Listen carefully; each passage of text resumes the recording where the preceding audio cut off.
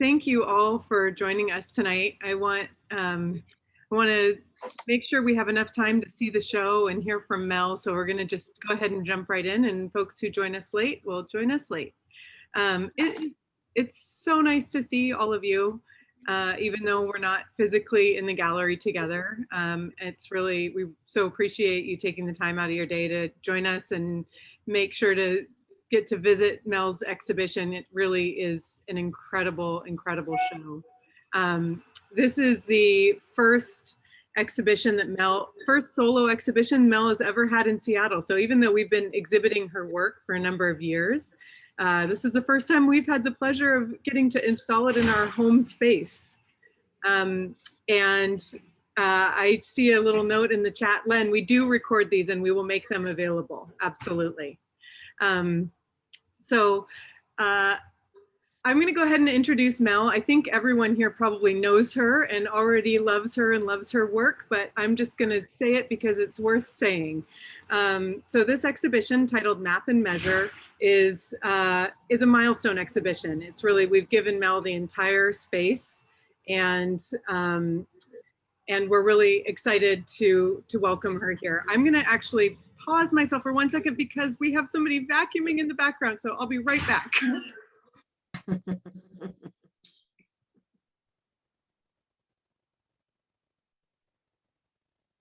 The building cleaner always comes about this time of night. Yeah, sorry about that. Probably not, he's not aware of what we're doing. Apologies. Mel is obviously one of the most celebrated artists working in glass these days, and her work is refined beyond belief. It employs a minimalist aesthetic along with considered mark making to engage a dialogue of how line and form define and defy our understanding of space and volume. Her work explores the potential versatility and flexibility of glass as a material for drawing, and I can say it has completely expanded my understanding of what glass is as a sculptural medium. And I think that is the experience that most of us have when we encounter Mel's work for the first time. It's really, engaging, perplexing. It causes a sense of wonderment, and it's maybe more than anything, just extraordinarily calming and beautiful work to be around. So Mel, thank you for this exhibition. We couldn't be more proud to have it in the gallery. And I'm going to go ahead and turn it over to you to do a brief presentation about the work. After that, we're going to go to video and we'll do a walkthrough of the exhibition. In order to make this really work well, I need all of our guests to please turn off their video for this portion of the event, and please mute yourselves as well. Weird. Yeah. I'm going to go ahead and spotlight Mel for this portion so we can all see her talking. And then we're going to switch to video when we do the walkthrough of the exhibition.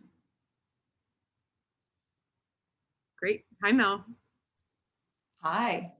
Thanks for having me. And I'm very honored and delighted to be having this beautiful exhibition in your gorgeous gallery. So it is an absolute honor. It's very sad that we all can't be together to see the work, but this is the next best thing, which is fabulous. So as Sarah said, this body of work is called Map and Measure, and I thought it would be a nice way to start just by introducing the work very informally. So usually I will start a body of work with a little bit of an idea that's in written form, which sort of guides my investigation in the studio. So I'm going to read just a quick one-page few ideas that I was sort of working through with this body of work. So Map and Measure extends my investigation into how glass can be used as a drawing material to define space. This body of work delved into the history of line and its multitude of definitions, such as the origin of the word is derived from the word linen. It can refer to both a gestural trace and define unit of measurement. It can also be defined as both infinite or, on the contrary, a boundary. The word line stems from the Latin linen, as I said previously. Linen is a material composed of line built from threads itself, woven into a three-dimensional surface. This bears similarities to how I employ line as multiple strokes that are layered to build a form into a surface. By using filaments or trails of glass, I've experimented both building surfaces and form from a singular line. There's a duality in the definition of line. In the Oxford English Dictionary, lines track movement. This suggests line can follow any path, taking any shape. It can follow or outline any surface as a gestural mark. When line is translated into the Greek canon, it means measuring rod, a tight, defined unit of measurement. This contradiction in definitions opens up line to be almost any kind of mark. My practice, and especially this body of work, explores the many modes of linear marking, investigating the relationship of line to space and line as form. From tight, minute engraved lines, measuring and mapping the surface of an object, through to more gestural strokes, which trace the motion of the hand. So you'll see some of these ideas coming through all of this body of work. Some of the work, well, most of the work was made in the last year, and there's a couple of pieces that have come in the previous, I guess, 2019, 2020 as well. But they're all very much focused on that idea of exploring glass as a drawn line and different ways that line can actually explore different spaces and define space. Thank you. Should we have a 1 to 3? Yeah, My let's pleasure. take a look at the show. So I'm going to remove the spotlight from you and go ahead and spotlight Deb, which might just take me a quick minute here, so bear with me. So this is just as exciting for me because some of these pieces have literally just been unpacked. Okay, here we go. So we're going to remove your spotlight and spotlight Deb. I think we're good to go here. So this is, I think most of you know our space. So we're right here at the front of the gallery. Mel, these are, these were our troublesome pieces that got stuck in customs. So these are our new arrivals. We got them today, amazingly. And we're, of course, love them. Can you tell us about these pieces? Yeah, so these two pieces, this one we're looking at the moment is called Inclination. So again, it's an exploration of compressing space and using line as a way to actually define a flat surface or translate a flat surface into a three-dimensional space. So this piece is a combination of an opaque object and a translucent or transparent object. And together they explore that third space that is built through layering and transitioning objects in front of one another. So from a front view, these objects look like three-dimensional bowls, but as you can see, they're actually kiln-formed wedges, which give a sense of illusionary space. So it almost looks like there's a space within the object, which I find really fascinating with glass. You can sort of work the surface and abrade the surface to create that sense of perspective as you would in drawing. I particularly love, I particularly love you to explain a little bit about how you're actually making those marks on the surface of the glass. Yeah, so all the surfaces are ground back to a very fine finish, and then I use just a handheld Dremel, which is exactly like when you go to the dentist and get a filling. It's just a diamond-tipped point, and just changing the pace that I actually run the tool along the surface of those objects gives you, or does change the weight of the line. So I can move from a very kind of coarse abraded area, which gives you that kind of sense of perspective and highlights certain areas. And as the line trails off, you get a sense of the object moving back in space. And this is a new glass from Bullseye, which is a mix between a green and a kind of grey colour, which is really beautiful. And this is the first piece that I've used two transparent objects together. So it's very interesting when you play around with how these two sit together and how they actually create a third space as well. So if they're quite close together, you get these beautiful kind of haloed shapes in between, which are really interesting. I was so surprised to see the color of these pieces. It's so, some of the glass that you use, the color glass that you use, Mel, always has this quality to it that it's, you know, it carries the color through, but it also picks up the color that's around it all the time, the constantly shifting color. So, I mean, in the video, this amber piece appears almost kind of like a rich mocha or brown color. And in person here in the gallery, you get these gorgeous yellows in this piece as well. Yeah, you can really see on the edge of this piece. And that's what I'm also really interested in. By layering the glass and moving from thick to thin, you're also playing with how the light passes through it and the density of color that you get. So at the top, this piece in the light, that bright amber hue really shines through, which is really pretty. So yeah, you also get another defining line on the edge of these two pieces as well, which is really, really quite amazing. So Deb, can you turn around and look at the rest of the space for us?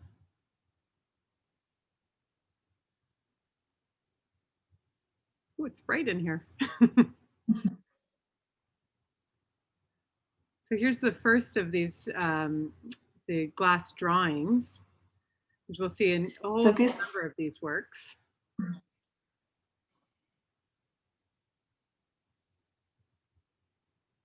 Are these? So this is, yeah, sorry. You go.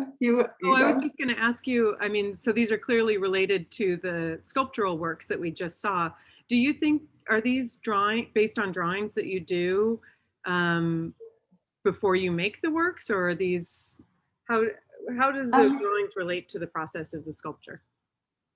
So usually I do create drawings relating to the work before I start making the three-dimensional works, but I would see those more as planning drawings, where these, for me, think about that idea of kind of motion and stillness. So it gives me a way to kind of play around with how objects sit together, how the way you can overlap objects to create that sense of movement or stillness. So they kind of happen in tandem as well. And the interesting thing, so that's actually, you saw one of a set of three. Previously, I've done drawings where they are static and it's the one drawing which is then translated into glass, but these were two separate drawings overlaid. So I was able to actually play around with how they superimposed on top of one another and how they actually interacted and how I could actually shift that to create a sense of movement and to get them to move through those three pieces as well, which was really interesting. And it's interesting to see how different parts of the drawing, when they're interlaced and weaved together, they become this a different kind of matrix as well. So I think you can see that you probably see that detail a little better in some of the images online. And then in the middle of the space, we have a major piece. So this was a piece that I had for my PhD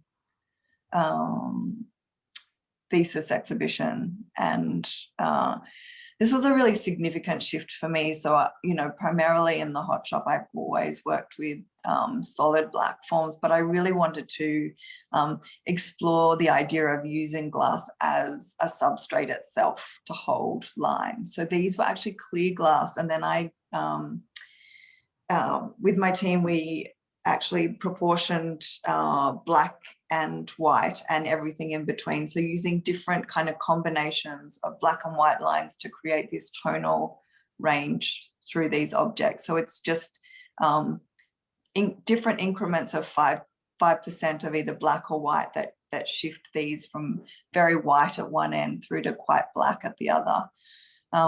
And through those tonal changes too, you get to see the different viscosity of black and white too, which I find really interesting. So because white is a much harder glass, it holds its form and it has a very different quality of line. So it's a very kind of tight and constricting line, whereas the black is a softer color. So you get this more kind of bled, soft line. So there's not only this shift between those tonal variations, but there's a shift in that value of the line, which I find really interesting. These I think you mentioned in your previous comments that sort of the relationship between the sort of the linen and its roots being in line. These pieces really, I think, kind of bring that together for me in terms of how the line on these pieces and your engraving kind of create this woven texture. And Absolutely. there is so much, I mean, even though these glass pieces are 1/8 of an inch thick, if that, there's so much depth within them. Like you can really see into the space that the clear glass. Really gorgeous. And one of the really beautiful things about using glass as a drawing material too is that it has so many surfaces. So it is not just something that sits on the surface, it's a line that's embedded in multiple layers of the surface. So it is, essentially a 3-dimensional drawing, which is, there are other mediums that you can do it with, but glass is the perfect medium to kind of explore that idea of a 3-dimensional drawing, which is really beautiful. And although I often use bowls throughout my work, I never really see them as functional objects. For me, the bowl is just a really beautiful space, an interior and an exterior. So it's a way to kind of capture and to have an object or a sculpture that really thinks about the interior and the exterior space. So it is, and how that object sits in space too. I think this particular installation, seeing these 9 bowls in that gradient, and the way that each object relates to the one next to it and the negative space that's created, and then also the way you have them tilted, and appearing to like almost tumble along that table space is so beautiful and really illustrates that idea that you were talking about of like capturing that sense of motion. Thank you. Well, they look good in that space. They do look good in our space. I agree. Maybe Deb, can you take a look at some of the work at the end here? Yeah.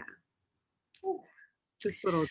So this is a relatively new series it is a new series. I think the only 2 pieces I've made in this series are in this exhibition. So this piece is called Intercess, and it did really lead on from the tonal value bowls, because I did start to think about, what happens in those spaces or those interstices between the lines. They become another kind of linear matrix or way to develop line as well. So I started to think about how 2 objects sitting together actually create a third space.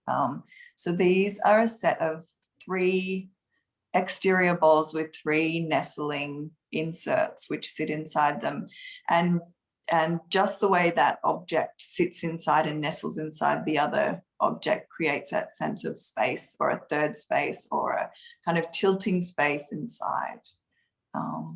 So they just sort of balance and hover in there, and you can shift the interior bowls to sort of any kind of configuration. They can be sort of slightly leaping out, they can be nestled in, and they really interact with light beautifully too.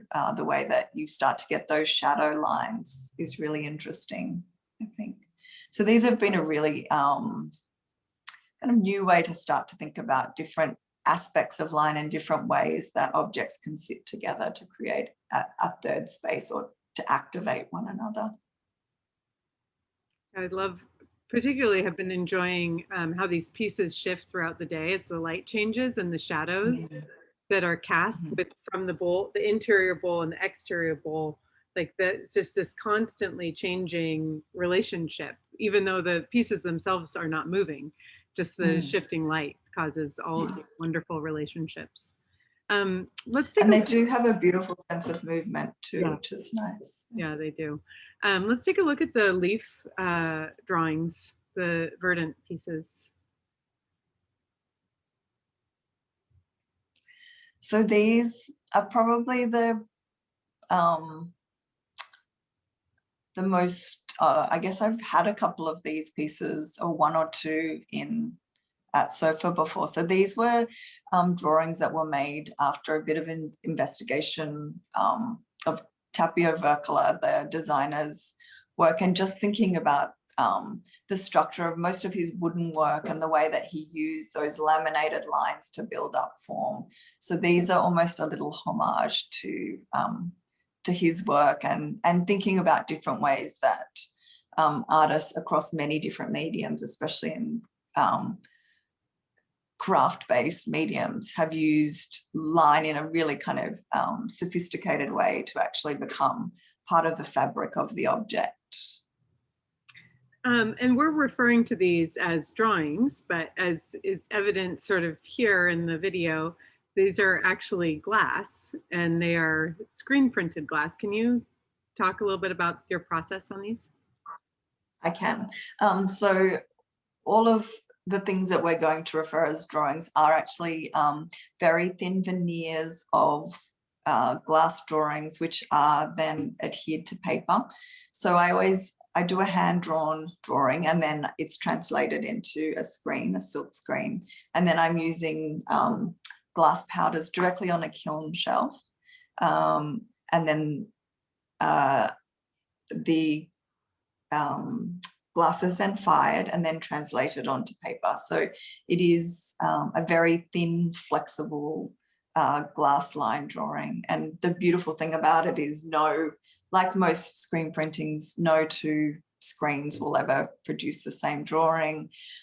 As you start to put the powder through as a medium, it starts to wear away the drawing. So the drawing starts to translate and to change as well with every pass of glass as well, which is interesting.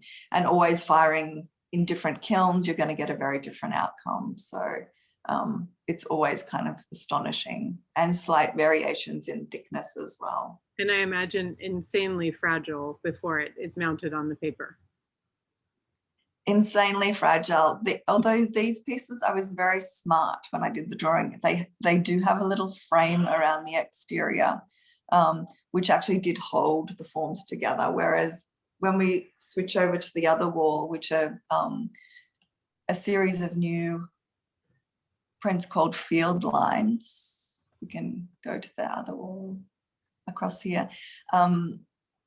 These drawings don't have any exterior border. So I was very much thinking about how line can actually direct or focus your eye. So these are actually just free flowing lines, where they create their own perimeter, but they don't actually have a line around the outside. They were extremely hard to transfer onto paper. So they're almost like these amazing spider legs, which radiate from the middle. And they were a bit of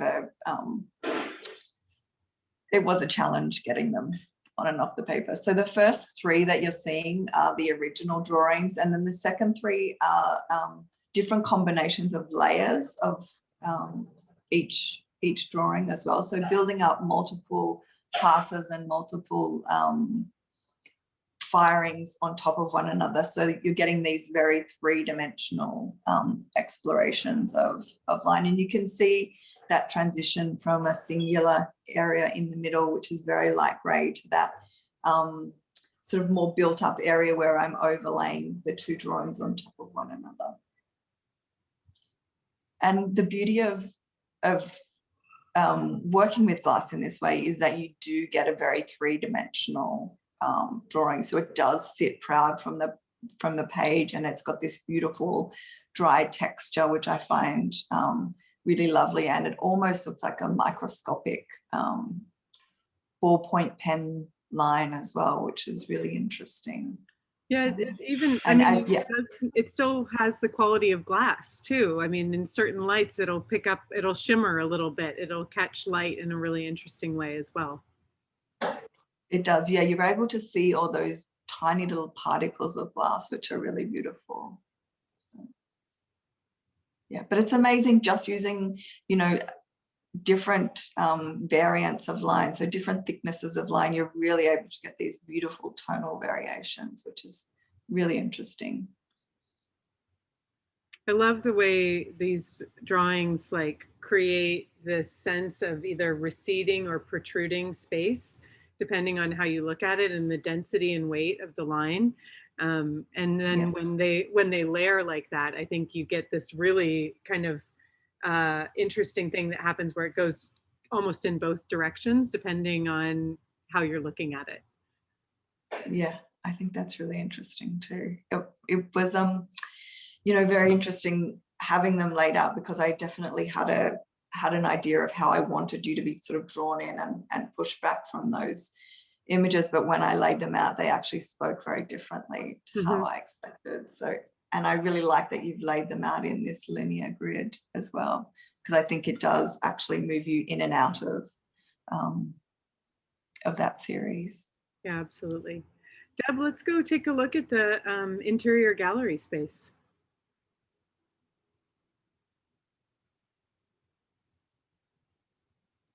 Sorry, walking quickly here. So glad, I'm so happy those pieces I know. arrived. In good condition, everything was fine.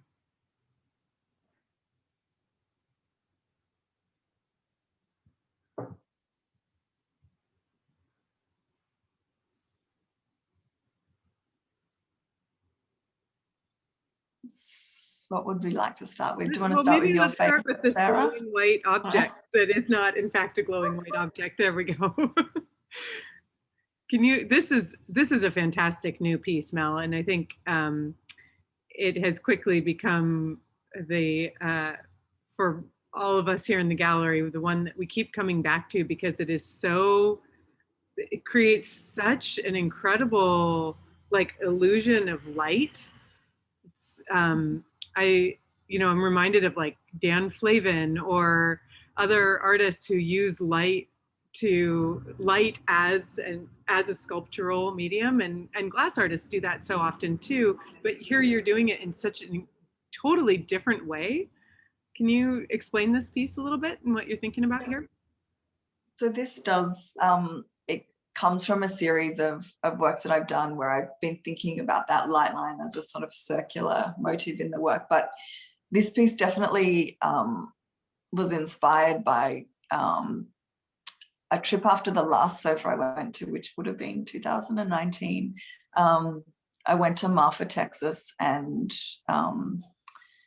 the Chinati Foundation, and just seeing Donald Judd's boxes in that major light room, and just thinking about how a singular shift in one line can kind of draw so much light into a space. So I really started to think about using just two sheets of glass. So this is just a sheet of white glass underneath a sheet of grey glass, and how a simple kind of rupture in that surface and then grinding back through that surface to start to reveal a bit of a tonal shift can give you that sense of light and luminosity through the glass. And again, it's harping back to that idea of glass being a three-dimensional material that you can draw with and draw light from. So it does really give you that sense of this light illuminating from behind or in front, which is really fascinating. And I think it's also that shift between the flatness of that grey too, because it is a very flat color, and then you're getting these kind of shifts and variance in that central white line, which is really interesting, and it gives you that real glow. And it does look beautiful against a dark wall. I haven't seen it against a dark wall. I had it in my studio, obviously sitting on a white table, which also works well because you get that,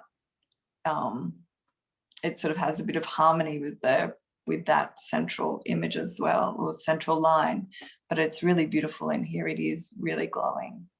Yeah. And then let's take a look at the bowl to the left here, Deb. There you go. So this piece is called Latitude. So this is definitely, I kind of have a series that's very grounding for me. And whenever I start a body of work or start working in the studio, I like to make something in this series just because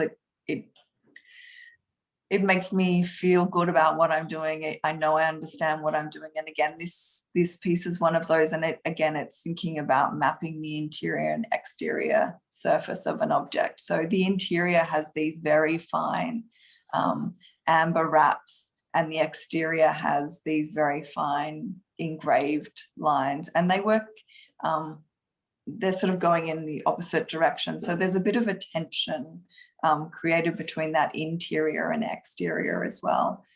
What I really like about that, that line that traces the interior is that as the object is inflated or shaped in the hot shop, that line starts to stretch and the color of the line actually starts to change as well. So you start to see those transformations that happen in the making process, which is all kind of recorded on the surface of this object. So really beautiful. It really draws your eye into that kind of central spiral as well. Wow, that's gorgeous. We haven't talked about the fold series yet. Deb, can you take a spin over to the two panels on the wall?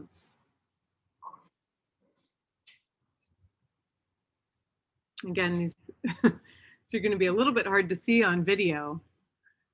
And they're such subtle pieces, even in person, but they're the illusion, so these this perfect like fold and almost the rays that you would get on a crease or something. Yeah, so these are pieces. So there's another set of 3 of these panels. So these are sort of a first in a bit of a series too. They're extending on that idea of a folded line, but they're a line that pulls through that top surface. So that color that is on the back moves through and starts to form a line that sits or penetrates or pierces through the clear glass, which is in front of the colored glass. And you start to get these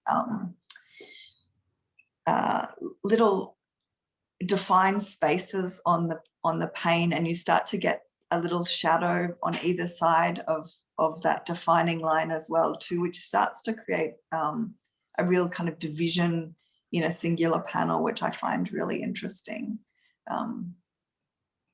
And they've got a very kind of flat and even surface texture on the front. So they are this very kind of defining light line that starts to divide the plane. Really nice. And these are a really kind of rich gum green color. You can't really see it so much. Probably better to see these in the images they have.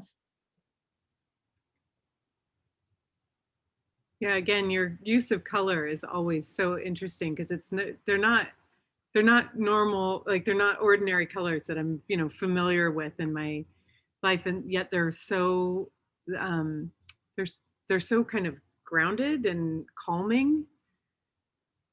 I think that's the beauty of using bullseye glasses, that you can buy all these, there's an amazing palette of colors that you can buy directly from them, but you can also layer transparents and opaques on top of one another to create really kind of subtle and rich hues of color, which is really interesting. Well, let's take a look at the rest of the room here. Make sure everybody gets to see the whole show. So here's this series of 3 bowls that are sort of similar to the 3 green and black bowls in the exterior gallery. So this is Intercess #1. So these pieces were made at the end of last year, and I think for me, again, it's about, the interaction of two objects to create a third space. And I really started to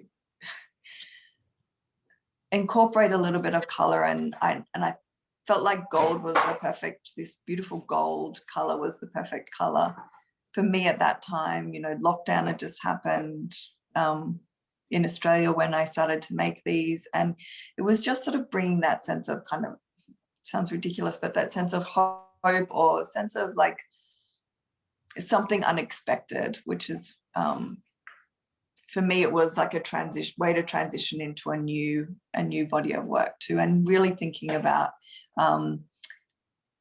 the purest of light too. So in Australia, we have this very harsh light, which I think it really does dictate the way we think about color in Australia, and think about light, and think about objects. And these pieces were really thinking about that Australian light, and again, creating that third space through the interplay of two objects as well. So these are, again, a series of 3 that kind of shift and move.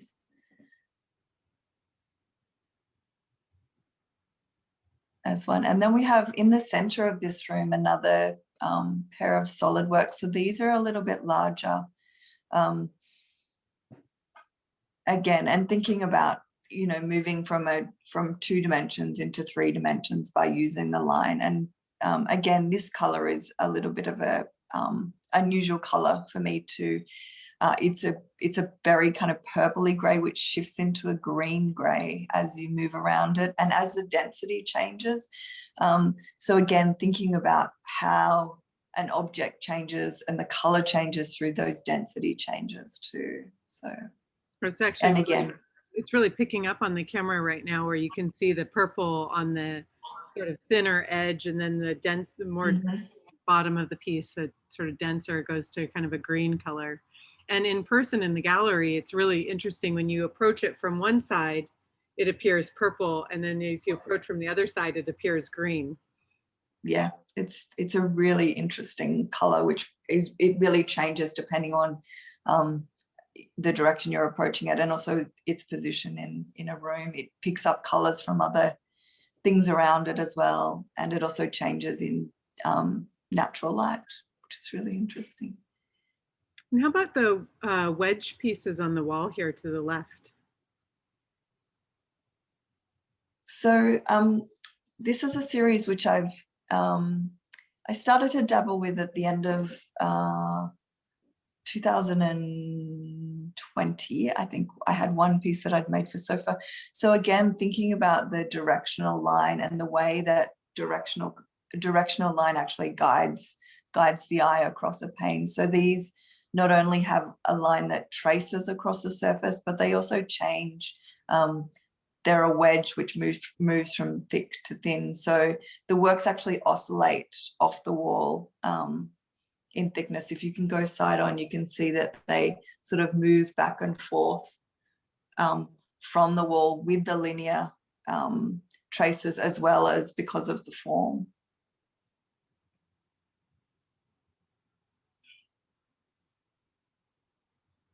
So again, that engraving is just done with a very fine engraving point, and varying the pressure from the edge, which is, I apply quite a lot of pressure, and then I'm just letting my hand kind of trail off and trace that surface. And I just have to ask, so you just do that freehand? There's no rulers, there's no straight edge, it's just freehand. So it's, yeah, so often they're built up over many days' work, and it's also maybe 10 or 12 kind of layers of line that I'm building up. So again, harping back to that idea of linen or the woven surface, it's, as I get started, it's this very kind of loose, it looks very loose and rough, but as you start to build up those lines in repetition, you start to get these kind of fields that start to emerge.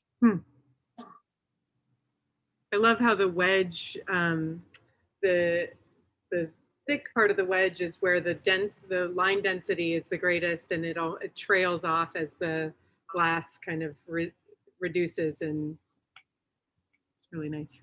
Yeah, so thinking about that relationship of line and form, and the line being suggestive of what's actually happening in the object itself. There's I think we should we'll want to open it up here for everyone to ask questions in a minute, but I don't want to miss the one piece that's out front, Deb, on the wall before you enter the space.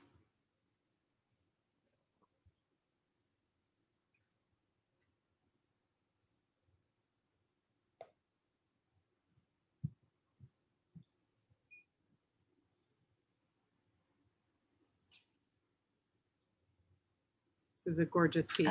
Yes. So this piece is called Refracted. So again, it's an earlier piece which came from that idea of light lines and shadow lines. So rather than just revealing a glass from the back and creating a sense of light penetrating through the surface, what I did with this piece was I actually built up different areas through different shapes. So it's a singular piece of grey, which is then built up different layers of this grey glass with a black glass behind it. And I'm actually using the shadow from behind.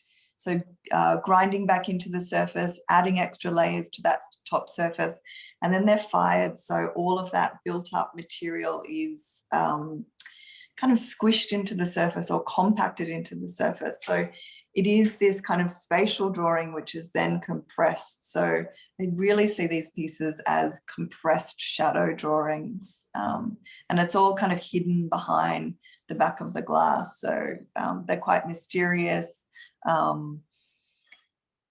Although I'm really only using two colors of glass, so a opaque grey and a black, I'm getting so many tonal shifts through that removal and addition of different materials. I love, I mean, it's sort of tricky in the video to know whether it's just the camera that's out of focus and that those are like really tightly defined rings or not, and they're not. They're really like, your eye is constantly wanting to kind of find a place to focus or a defined line to attach to, and it's just this constant shifting space. I think because there is no hard line within those pieces. Yeah, you almost the way that of like a spherical form behind a gauze or something. Yeah, and I think these sort of have a nice relationship to the objects, and thinking about, you know, the actual opening of the object and that shape of the object too, and the way you sort of get drawn in and out of the interior of an object too. So I think there's that beautiful kind of shift with these two, where it's not this hard, fast, defined line, and that you can kind of move in and out through these objects. Awesome. Sarah, I think you should also go back to that far back wall on the interior gallery. Thanks, Pops. Will do. And that's a beautiful quad.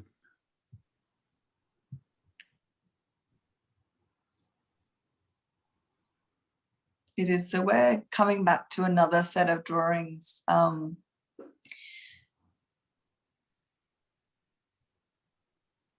Here, and again, I've used very subtle kind of shifts in color. So these are 4 different drawings.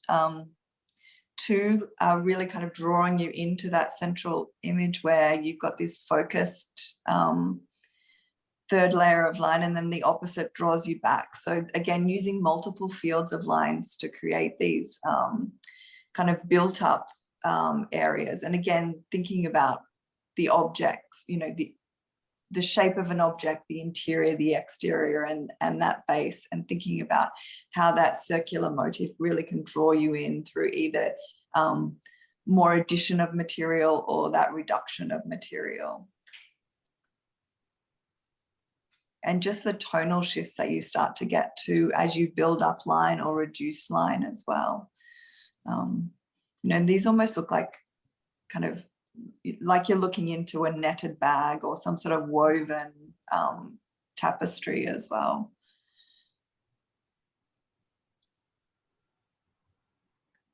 And again, the colors of these were taken from Bullseye's palette, but also customized. So I added a little bit of black to all of the colors just to kind of tone most of them down. So they do have this really kind of beautiful pastel palette between the four of them.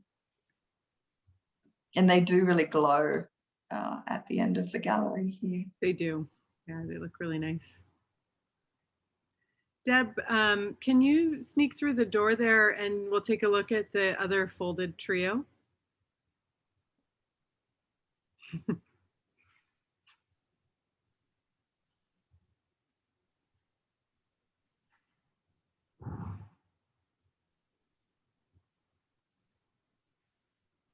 And hopefully camera can pick this up. Yeah.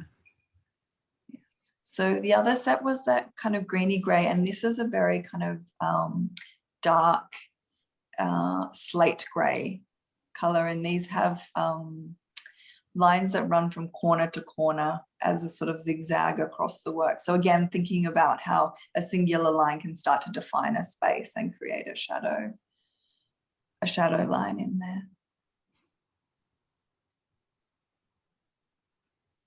And it's funny how a line drawn through a material starts to really sit on the surface too. And it does start to create very distinct planes on the surface.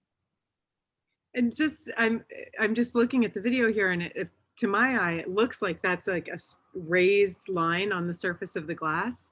And in fact, the glass is completely flat.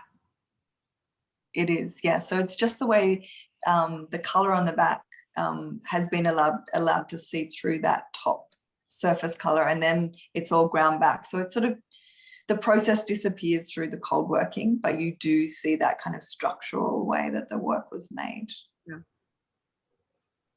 Well, I think we've seen everything in the show. Mel, is there anything else you want to be sure to point out before we kind of open it up to everybody to rejoin on video and ask questions? No, but I should, number one, thank Traver Gallery and everyone that's helped to get this exhibition up and on the floor today. It's very exciting, and I feel very privileged to have the work. I also need to just do a shout out to Canberra Glassworks. So I'm the creative fellow at the moment there. So they've been very supportive, and the art group, which sponsors me to do the fellowships, been very supportive and amazing. And also Arts ACT, who provided support for me to get this exhibition to you today. So we're also grateful for their support, because this is truly a stunning exhibition, and we are so really proud to have it in the gallery, Mel. Thank you.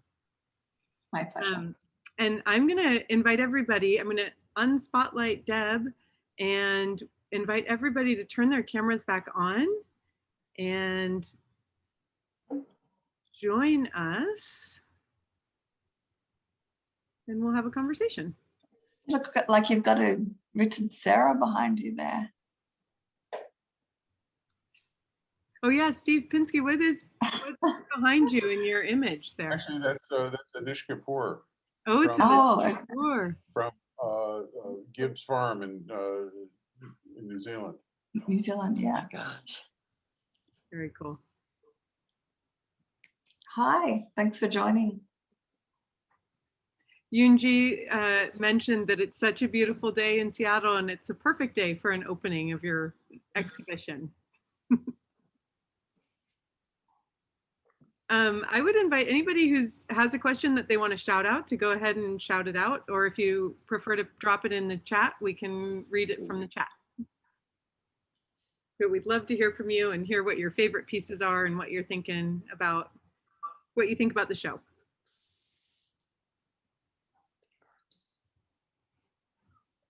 I'm going to break the ice for a second.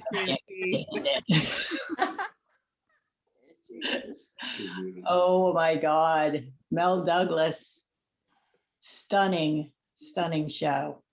And I just want to say how grateful I feel that I will be able to go see this show in person, because it just looks so incredible. And I can't wait to see it. So anybody that lives in Seattle or close by, you should really get yourself out and check out the show, because I know Deb's camera work was amazing, but I don't think it did it any justice.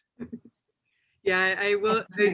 It's wonderful to be able to do these virtual presentations and offer these experiences, but it is nothing like seeing the work in person. Nancy's right. So if you're here in Seattle, come visit. We would love to see you. And it really is a remarkable exhibition.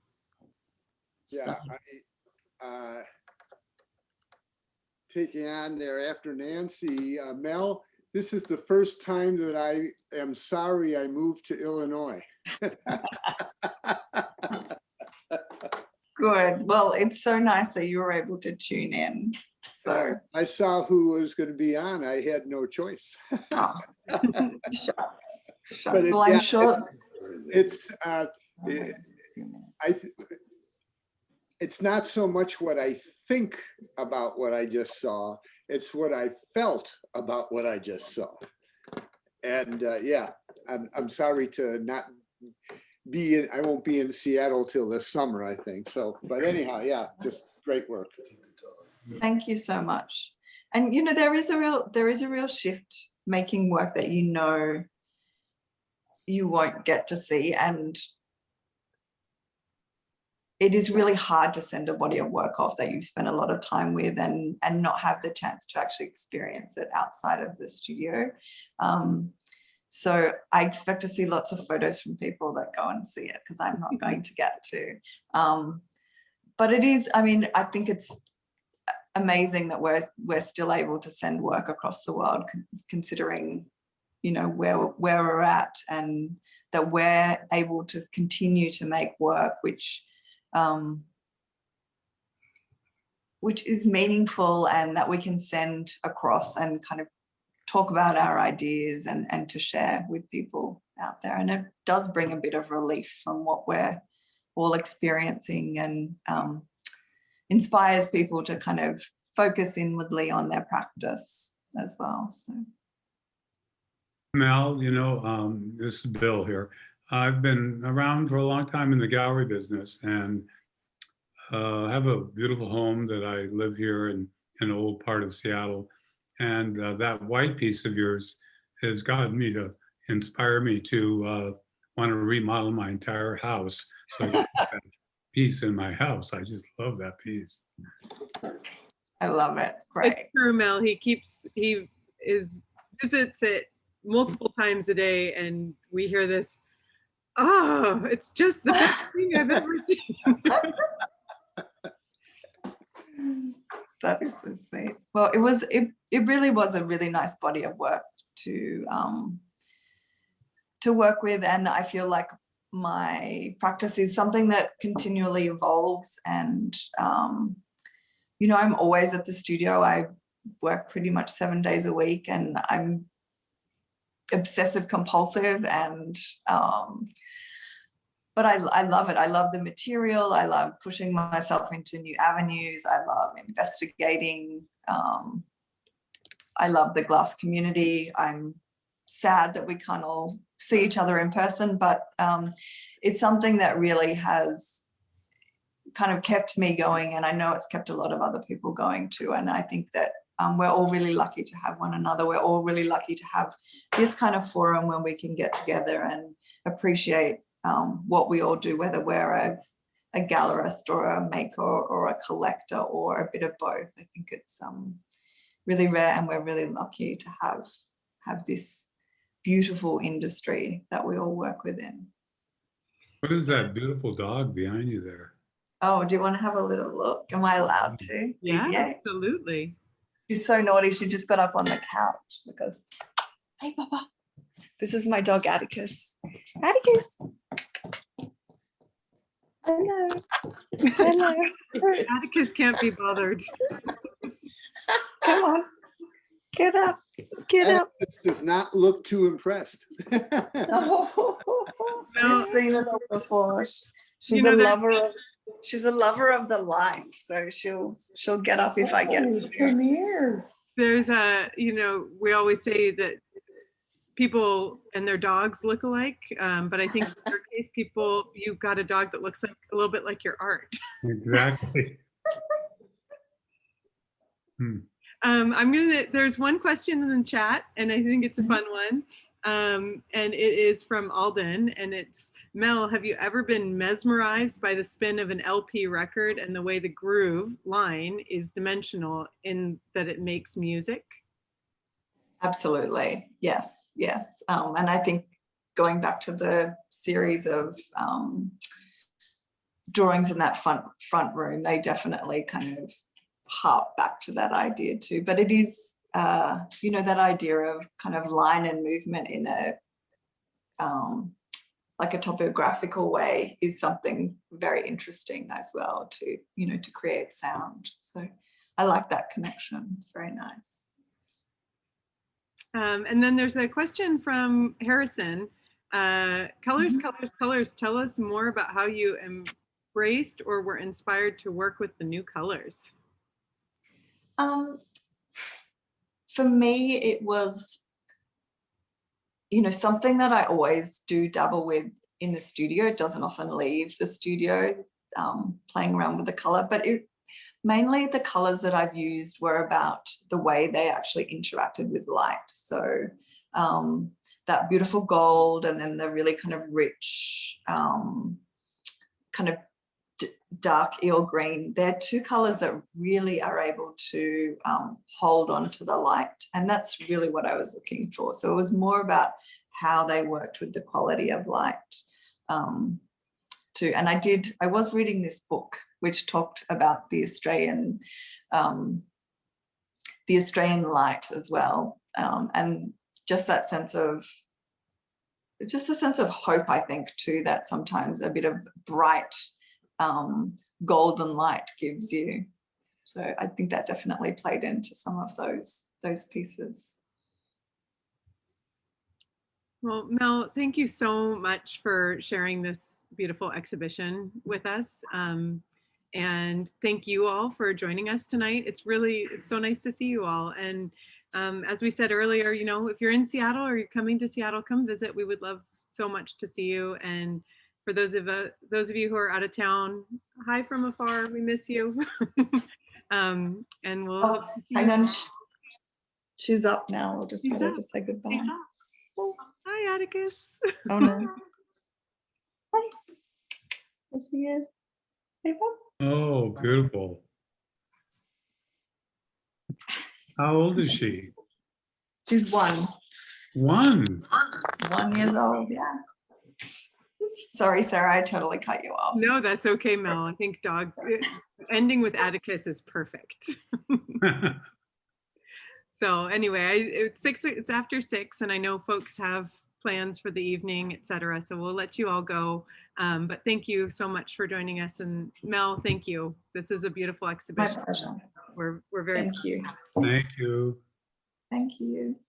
Bye, everyone. Have a lovely evening. Bye. Thank you for such a great show.